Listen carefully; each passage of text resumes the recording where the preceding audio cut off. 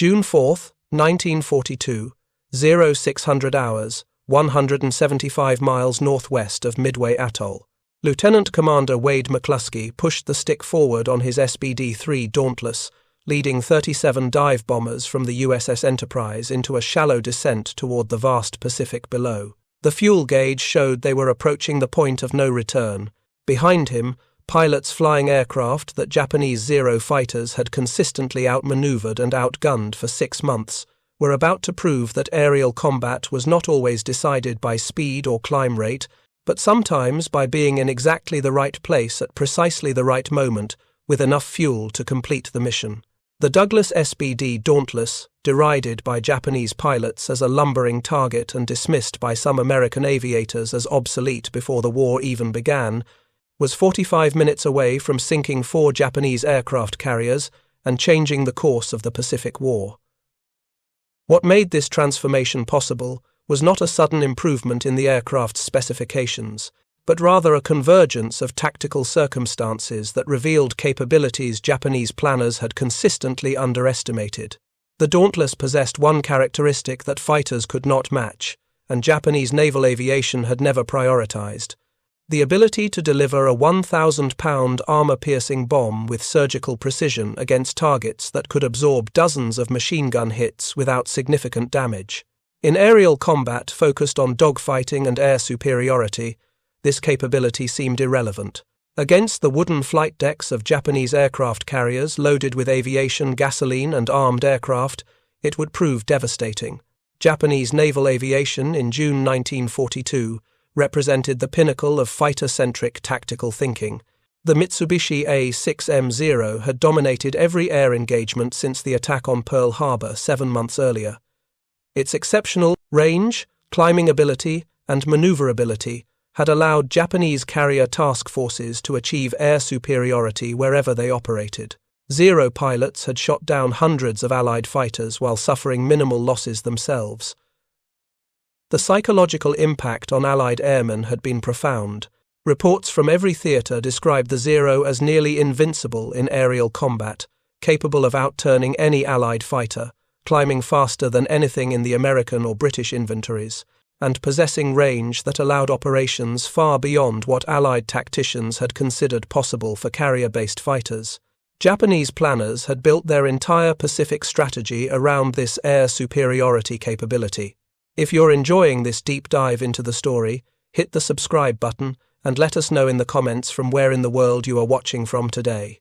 Admiral Isoroku Yamamoto's plan for the Midway operation reflected complete confidence in Japanese air superiority. The combined fleet would approach the American-held atoll with 4 large aircraft carriers: Akagi, Kaga, Sōryū, and Hiryū. These ships carried over 250 aircraft, including 91 Zeros that had proven themselves in combat from Pearl Harbor to the Indian Ocean.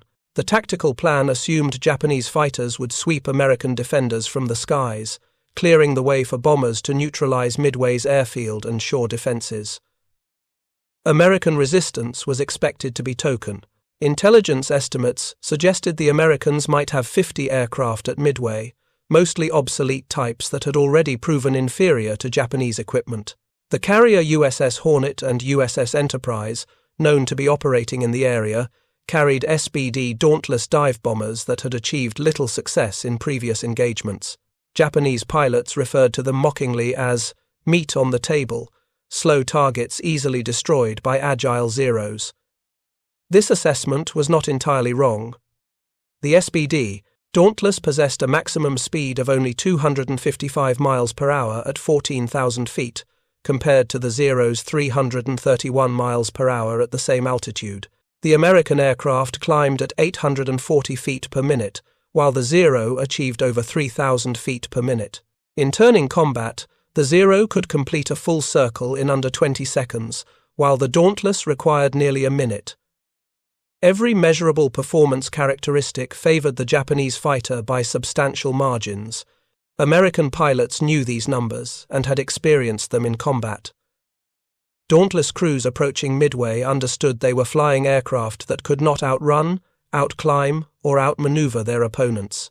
Their survival depended entirely on reaching their targets before Japanese fighters could intercept them and completing their attacks before the inevitable aerial combat began.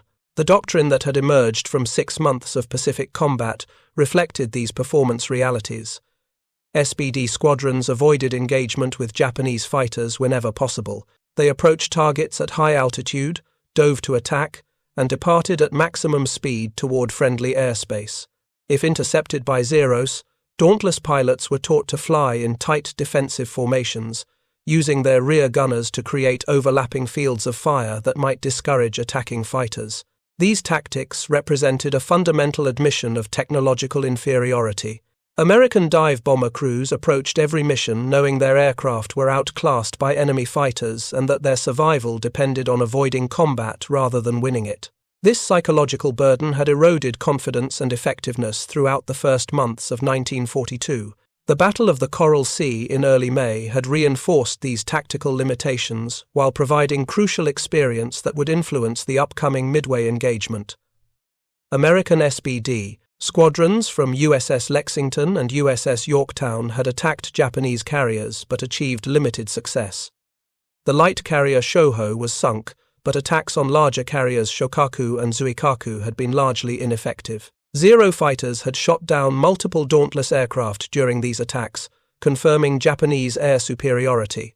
However, Coral Sea had also demonstrated that American pilots could find and attack Japanese carriers under combat conditions. Navigation over vast ocean distances, target identification, and coordinated attacks against moving targets protected by fighter patrols were enormously complex challenges that required extensive training and experience.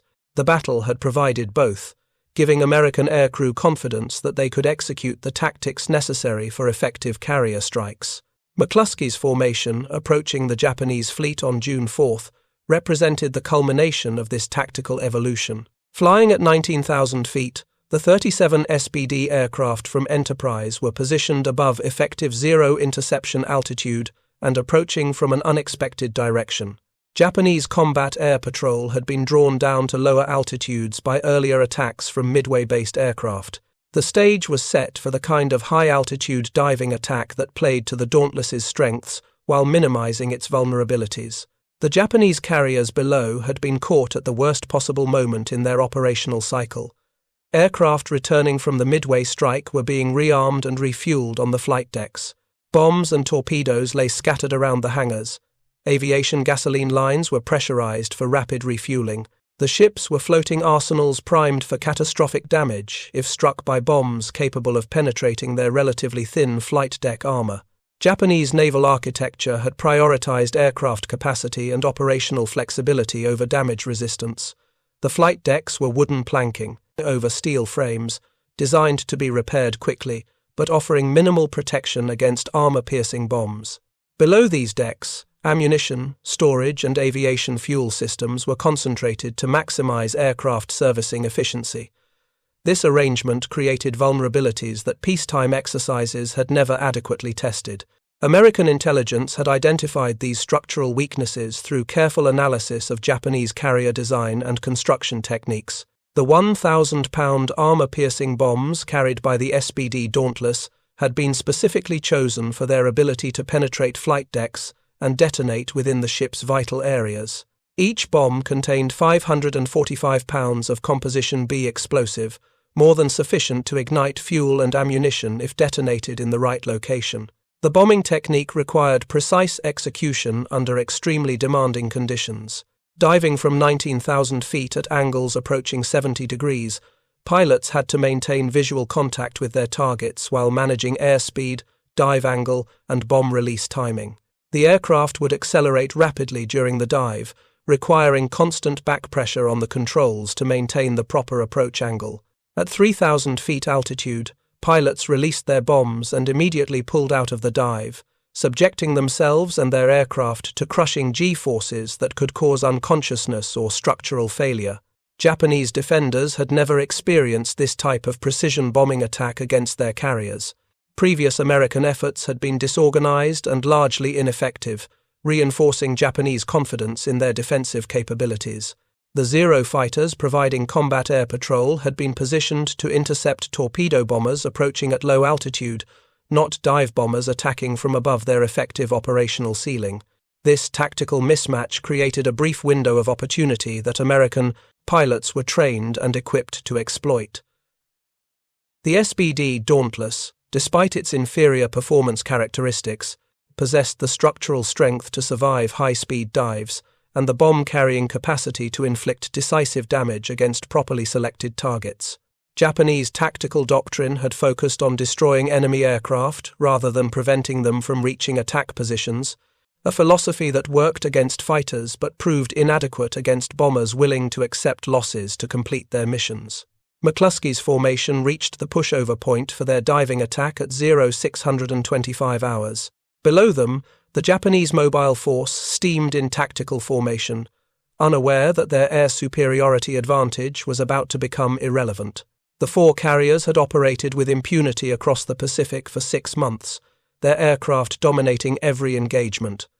In the next 5 minutes, 3 of them would be burning wrecks, victims not of superior American technology, but of tactical circumstances that revealed the decisive importance of being in the right place at the right time, with the right weapon for the target. The transformation was about to begin.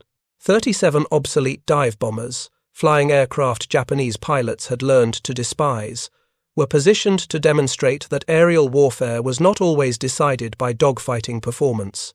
Sometimes victory belonged to whoever could deliver the most destructive ordnance against the most vulnerable targets, with sufficient accuracy to achieve decisive results. The SBD Dauntless was uniquely suited for this mission, and Japanese naval aviation was uniquely vulnerable to this type of attack. The physics of dive bombing favored precision over performance. Unlike torpedo attacks that required long, straight approaches at low altitude, or level bombing that depended on formation flying and coordinated releases, dive bombing concentrated the entire attack into a few seconds of individual pilot skill. Each aircraft attacked independently, making interception difficult and ensuring that some bombs would reach their targets, even if defending fighters shot down multiple attackers. The mathematical precision required was substantial but achievable with proper training. Pilots had to calculate wind drift, target movement, and bomb ballistics while controlling their aircraft under extreme physical stress. The SBD's stable flying characteristics and excellent visibility made these calculations possible for properly trained aircrews. The aircraft's dive brakes allowed controlled descents that maintained accuracy while preventing dangerous overspeeding. Japanese carrier designs had never been tested against this type of concentrated precision attack. Their combat air patrol tactics, ammunition handling procedures, and damage control capabilities had been developed for different threat scenarios. The convergence of American tactical innovation, superior bomb technology, and Japanese operational vulnerabilities was about to produce results that would shock military observers on both sides. 0625 hours. McClusky rolled into his dive, followed by 36 other SBD pilots committed to proving that obsolete aircraft in the hands of skilled crews could achieve results that the most advanced fighters could not match. The Battle of Midway was about to turn on the delivery capabilities of an aircraft both sides had underestimated for entirely different reasons. The first section of Enterprise dive bombers targeted the aircraft carrier Kaga. Lieutenant Dick Best, leading Bombing Squadron 6, pushed over into his 70-degree dive with 12 SBD-3 aircraft following in precise sequence. The formation had practiced this maneuver hundreds of times, but never under combat conditions, with Japanese fighters climbing desperately to intercept them and anti-aircraft fire beginning to bracket their approach paths. Best's aircraft accelerated rapidly as it descended through 18,000 feet. The massive bulk of the Kaga grew larger in his bomb sight as he fought to maintain the precise dive angle that would ensure accuracy. Behind him, his squadron pilots held formation discipline, despite the increasing intensity of Japanese defensive fire. Black bursts of anti-aircraft shells began appearing around the diving aircraft, each explosion sending metal fragments that could disable engines or wound aircrew. The Kaga below was caught in the worst possible tactical situation. Aircraft returning from the Midway strike were spotted on the flight deck, being rearmed with bombs for a second attack wave. Fuel lines were pressurized, ordnance was scattered around the deck handling areas, The ship was a floating ammunition depot with minimal protection against armor-piercing bombs delivered with precision from high altitude. Japanese combat air patrol fighters had been vectored toward earlier torpedo bomber attacks from Hornet and Enterprise. These low-altitude assaults had been largely unsuccessful, with most aircraft shot down before reaching effective attack positions.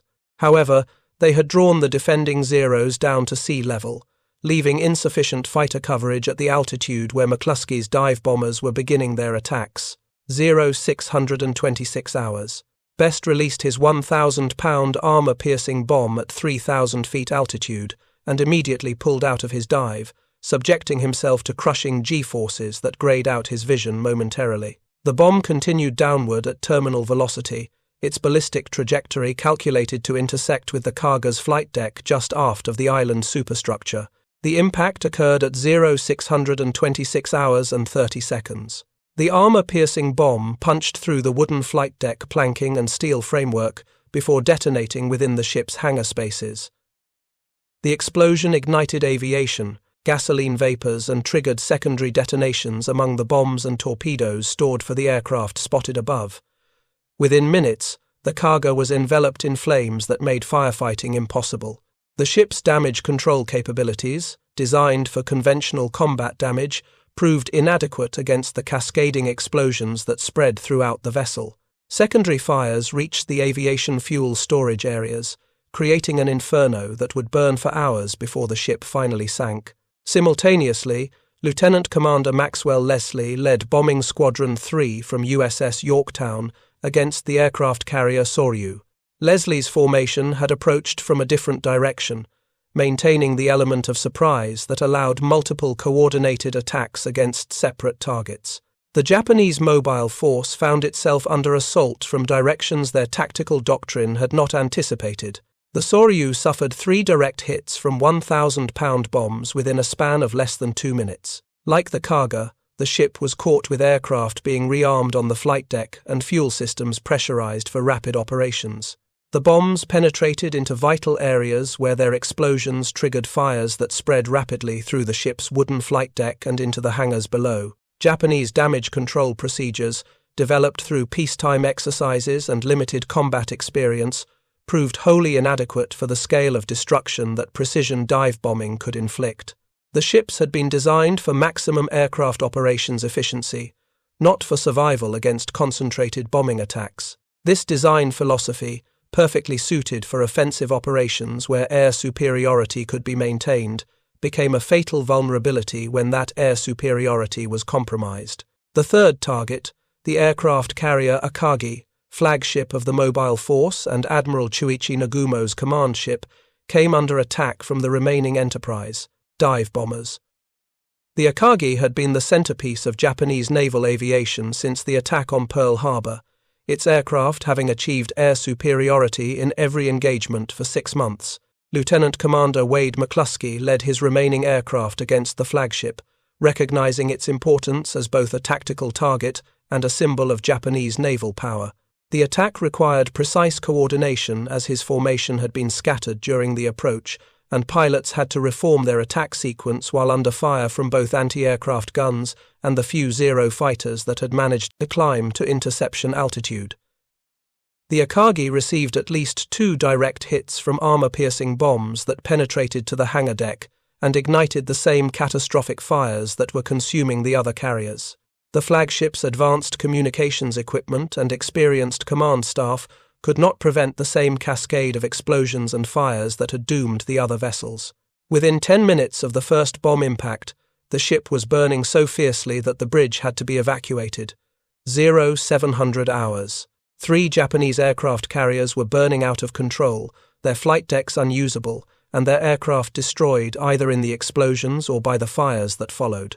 The mobile force that had dominated Pacific naval aviation for 6 months had been effectively eliminated as a fighting force in less than 5 minutes of coordinated dive bombing attacks. The tactical transformation was complete and devastating.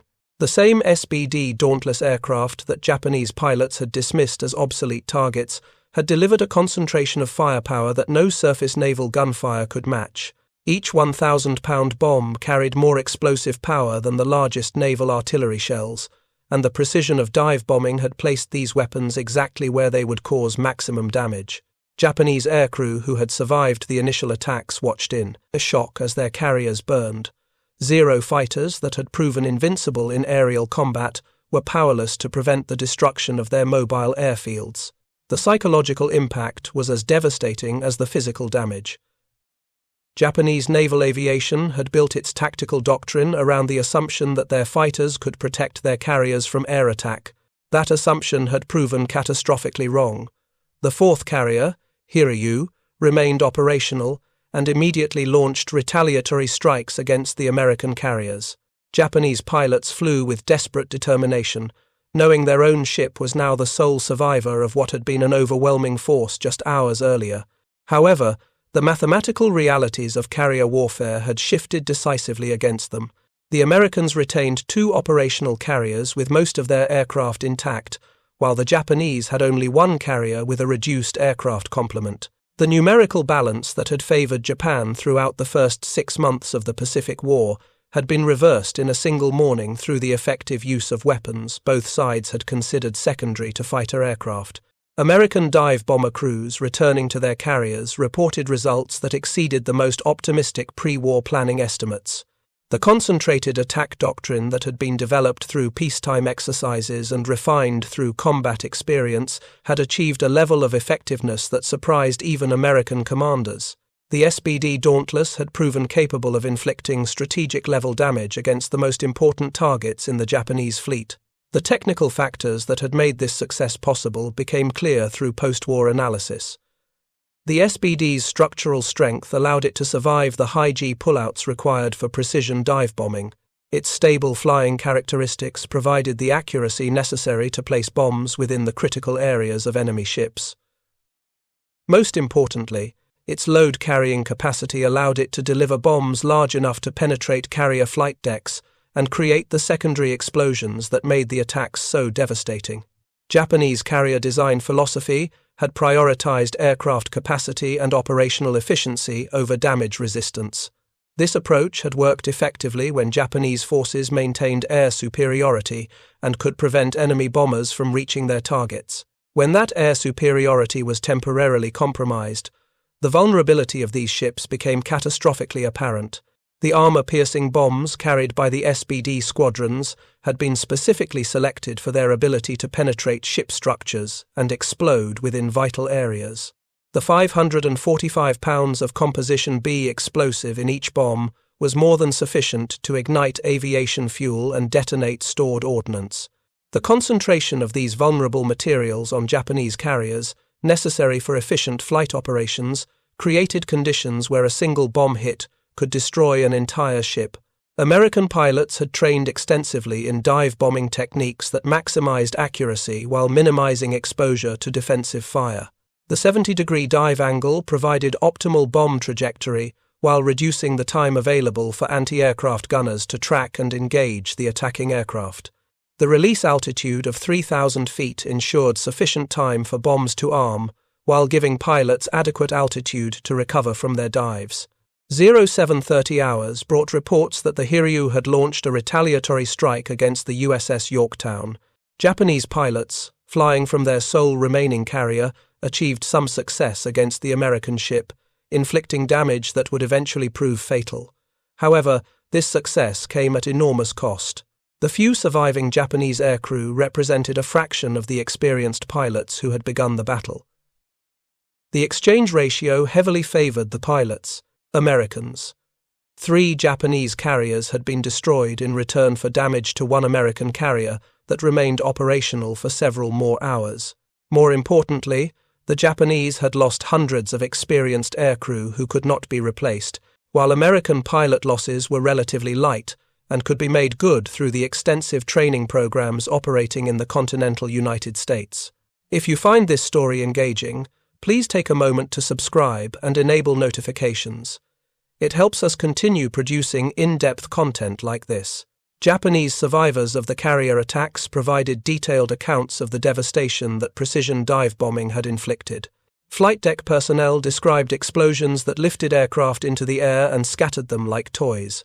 Engineering crews reported fires that spread so rapidly through fuel and ammunition storage areas that damage control became impossible within minutes of the first bomb impacts. The psychological effect on Japanese naval aviation was profound and lasting. The myth of invincibility that had sustained Japanese morale through 6 months of continuous victories had been shattered in a single morning. Zero pilots who had never doubted their ability to protect their carriers now understood that air superiority could be lost through tactical circumstances beyond their control. American confidence experienced a corresponding boost that would influence Pacific naval operations for the remainder of the war. SBD crews who had approached the battle believing their aircraft were obsolete discovered they possessed the most effective anti-ship weapon in the Pacific theater. The dive bomber became the centerpiece of American carrier operations, with improvements and new variants prioritized throughout the war. The technical lessons learned at Midway influenced both American and Japanese naval development for the remainder of the conflict.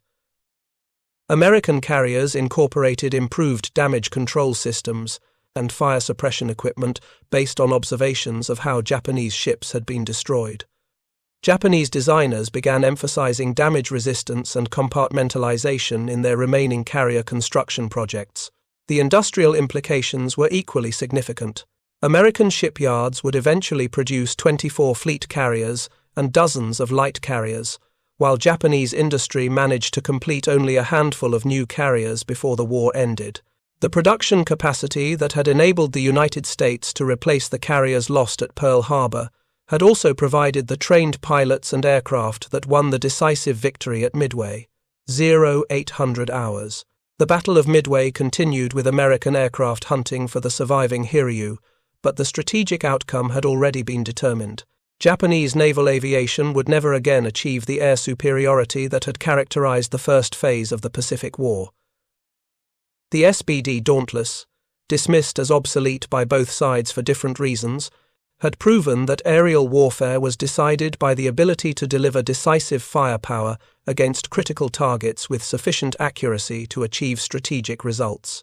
The obsolete dive bomber had outperformed the most advanced fighters through superior mission capability rather than superior performance characteristics.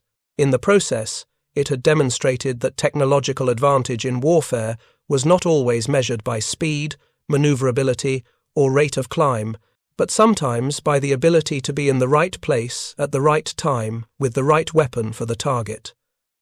The mathematics of naval aviation had been permanently altered.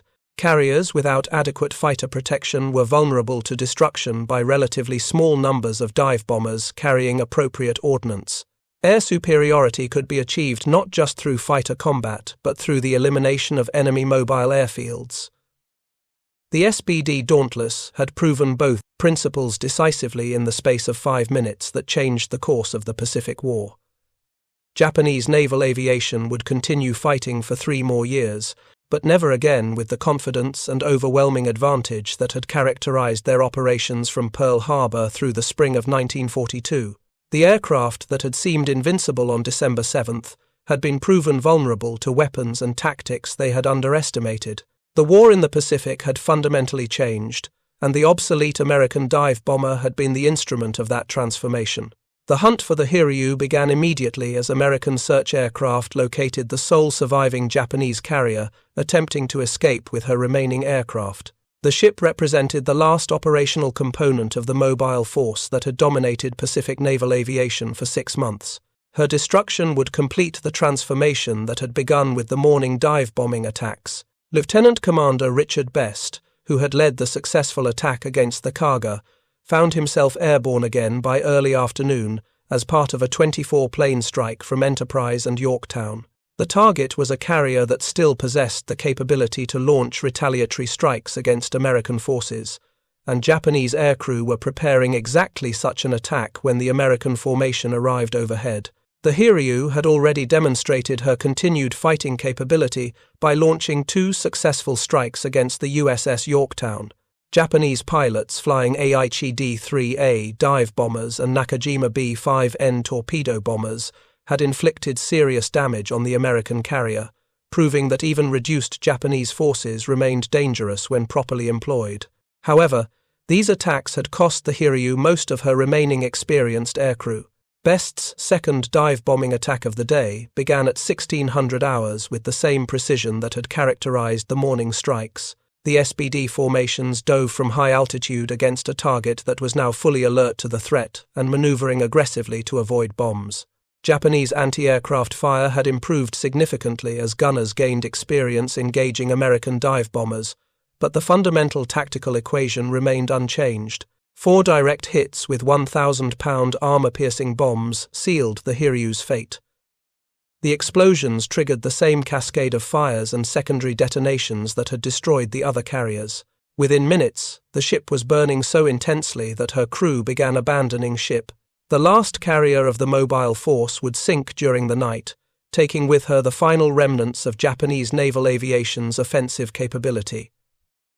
The strategic transformation was now complete. Japan had lost 4 fleet carriers, hundreds of aircraft, and most critically, the experienced aircrew who had made their naval aviation so effective. These losses could not be replaced quickly enough to maintain offensive operations against American forces that were growing stronger with each passing month. American industrial capacity had already demonstrated its ability to replace the losses suffered at Pearl Harbor. The carriers Enterprise and Hornet that fought at Midway had been joined by the Yorktown, hastily repaired after damage sustained at the Coral Sea. Construction programs already underway would deliver dozens of additional carriers over the following 2 years, while Japanese shipyards struggled to complete even a handful of new vessels. The pilot training programs revealed an even more decisive American advantage. Japanese naval aviation had relied on a small cadre of superbly trained aircrew who required years to develop their exceptional skills. When these men were killed in combat, they could not be replaced quickly. American training programs, by contrast, were producing thousands of adequately trained pilots who could be brought to operational proficiency in months rather than years. The mathematical realities of attrition warfare now favored the United States decisively. American industry could produce aircraft faster than Japan could destroy them. American training programs could produce pilots faster than Japan could shoot them down. The strategic initiative in the Pacific had shifted permanently to the United States, and the SBD Dauntless had been the primary instrument of that shift. Post-war analysis revealed the precise factors that had made the Midway victory possible. Japanese tactical doctrine had emphasized fighter superiority and offensive operations while neglecting defensive considerations. Their carriers had been optimized for maximum offensive capability, with insufficient attention to damage resistance or defensive systems. When their fighter umbrella was temporarily compromised, their ships proved catastrophically vulnerable to precision bombing attacks. American tactical development had pursued a different path that emphasized the complementary capabilities of different aircraft types rather than the dominance of any single weapon system. The SBD Dauntless had been designed specifically for precision attacks against heavily defended targets, with structural strength and load-carrying capacity prioritized over speed or maneuverability. This design philosophy had proven exactly suited to the tactical requirements of carrier warfare. The bombing techniques that proved so devastating at Midway had been developed through years of peacetime training and combat experience. American pilots had practiced dive bombing attacks until they could place bombs with accuracy that approached artillery precision. The 70-degree dive angle, 3,000-foot release altitude, and pull-out procedures had been refined through countless training flights until they became automatic responses under combat stress. Japanese defenses had never been tested against this type of concentrated precision attack. Their combat air patrol tactics were designed to intercept torpedo bombers and level bombers approaching at predictable altitudes and courses. High-altitude dive bombing attacks from multiple directions simultaneously had overwhelmed defensive systems that had proven adequate against previous American attacks. The technological factors that had enabled American success were often mundane rather than revolutionary. The SBD's dive brakes allowed controlled descent speeds that maintained accuracy while preventing structural failure. The aircraft's excellent visibility gave pilots clear views of their targets throughout the attack sequence. Most importantly, the robust construction enabled the aircraft to survive the extreme stresses of combat dive bombing without the structural failures that had plagued earlier designs. These engineering characteristics had not seemed impressive compared to the performance specifications of Japanese fighters, but they had proven far more important in determining combat effectiveness. The SBD could consistently deliver its weapons against intended targets with sufficient accuracy to achieve decisive results. This capability, rather than speed or maneuverability, had determined the outcome of the battle. The psychological impact on both sides proved as significant as the immediate tactical results. Japanese confidence in their naval aviation superiority had been shattered in a single day. The Zero fighters that had dominated every engagement for 6 months had been powerless to prevent the destruction of their mobile airfields. Japanese naval aviation would never again operate with the aggressive confidence that had characterized the first phase of the Pacific War. American aircrew experienced a corresponding boost in morale and tactical confidence. The SBD crews, who had approached Midway believing their aircraft were obsolete, had discovered they possessed the most effective anti-ship weapon in the Pacific theater. This psychological transformation would influence American tactical doctrine throughout the remainder of the war, with dive bombing becoming the centerpiece of carrier strike operations. The industrial implications became clear as both sides attempted to replace their losses and continue operations. American shipyards were already constructing the Essex-class carriers that would dominate Pacific operations for the remainder of the war. These ships incorporated lessons learned from early combat experience while providing platforms for the expanding numbers of aircraft rolling off American production lines. Japanese industry faced constraints that would become increasingly severe as the war continued. Raw material shortages, strategic bombing of industrial facilities, and the loss of experienced workers to military service all combined to limit production capacity. The carriers lost at Midway could not be replaced quickly enough to maintain numerical parity with American forces that were growing exponentially.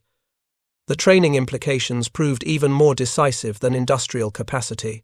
Japanese naval aviation had depended on a relatively small number of supremely skilled aircrew who required extensive training to achieve operational proficiency. The loss of these experienced pilots at Midway and subsequent battles created a skills gap that could not be filled quickly enough to maintain combat effectiveness. American training programs had been designed for mass production of adequately skilled aircrew, rather than small numbers of exceptional pilots. This approach proved far better suited to the requirements of sustained combat operations. American pilots reaching the fleet in late 1942 and throughout 1943 possessed sufficient skills to operate effectively in combat, while Japanese pilot quality declined steadily as experienced aircrew were killed and replaced by hastily trained novices. The strategic transformation initiated at Midway accelerated throughout the remainder of 1942 and into 1943. American forces began offensive operations against Japanese positions in the Solomon Islands, supported by carrier task forces that now operated with confidence in their ability to achieve air superiority. The SBD Dauntless continued to serve as the primary striking weapon against Japanese shipping and shore installations. Japanese naval aviation attempted to contest these American advances, but found itself consistently outnumbered and outperformed by American forces that had learned to coordinate different aircraft types effectively. The tactical lessons of Midway had been absorbed and refined, creating operational doctrine that maximized American advantages while minimizing Japanese strengths. The Battle of the Philippine Sea in June 1944 represented the culmination of the transformation that had begun at Midway. American carrier task forces, operating with overwhelming numerical superiority, destroyed the remaining experienced elements of Japanese naval aviation in what became known as the Great Marianas Turkey Shoot.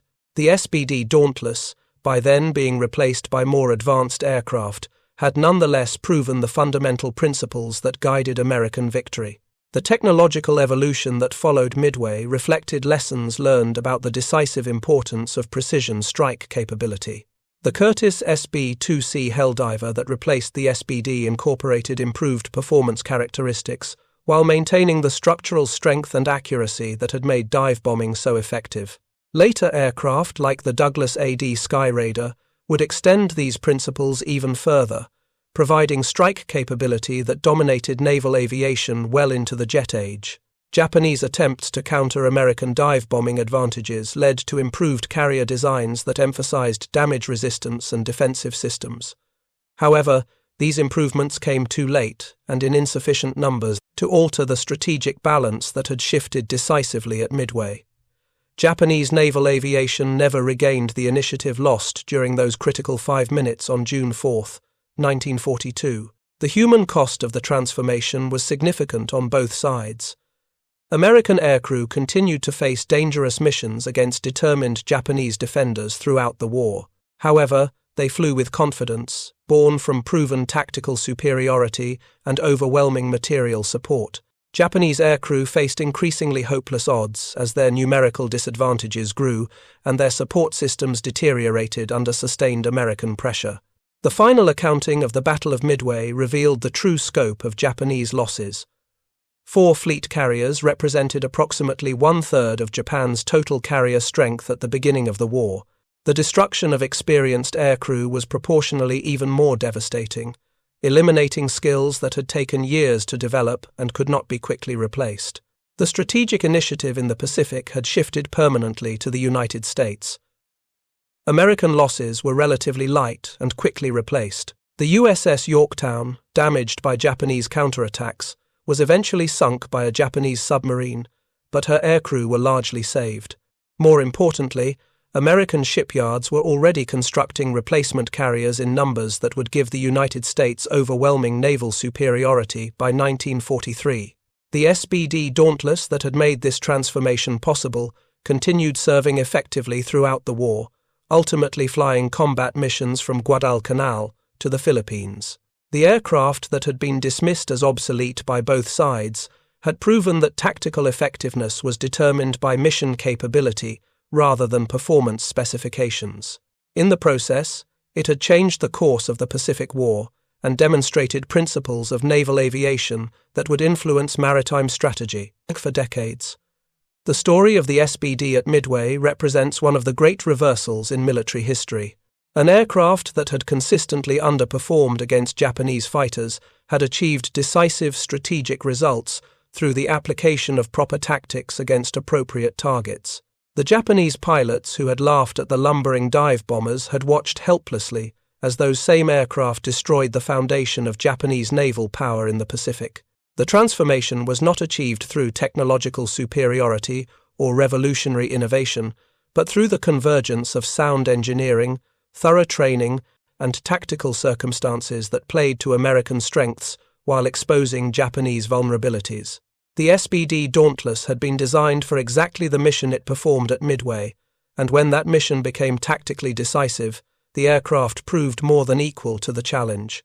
The mathematical precision required for effective dive bombing, the structural strength necessary to survive combat stresses, and the load-carrying capacity needed to deliver decisive ordnance had all been incorporated into the SBD design based on American understanding of naval aviation requirements. When the tactical situation at Midway demanded these exact capabilities, the aircraft was ready to deliver results that surprised military observers on both sides. The legacy of Midway extended far beyond the immediate tactical results. American confidence in precision strike capabilities would influence military aviation development for the remainder of the 20th century. The principles demonstrated by the SBD Dauntless, RCD, that accuracy mattered more than raw performance, that proper weapons delivered against appropriate targets could achieve strategic results, and that tactical surprise could overcome technological disadvantages, became fundamental elements of American military doctrine. Japanese naval aviation, by contrast, never fully recovered from the losses sustained at Midway and subsequent battles. The emphasis on fighter superiority that had dominated Japanese tactical thinking proved inadequate when their carriers became vulnerable to precision attacks they could not effectively counter. The transformation in naval aviation that had begun with the SBD's success would ultimately lead to American dominance throughout the Pacific theater. The aircraft that Japanese pilots had dismissed as easy targets had proven that aerial warfare was not always decided by dogfighting capability. Sometimes victory belonged to whoever could deliver the most destructive ordnance against the most critical targets with sufficient accuracy to achieve decisive results. The SBD Dauntless had proven this principle conclusively in 5 minutes that changed the course of the Pacific War and established American naval aviation supremacy that would last for the remainder of the conflict. In the end, the obsolete dive bomber had outperformed the most advanced fighters not through superior technology, but through superior application of appropriate capabilities against suitable targets under tactical circumstances that favored precision over performance. The Japanese pilots who had laughed at the SBD Dauntless had learned, too late, that in naval warfare, the weapon that could sink carriers was more valuable than the weapon that could win dogfights. The mathematics of military effectiveness had been rewritten in the skies over Midway, and the humble dive bomber had been the instrument of that transformation. Thank you for watching. For more detailed historical breakdowns, check out the other videos on your screen now, and don't forget to subscribe.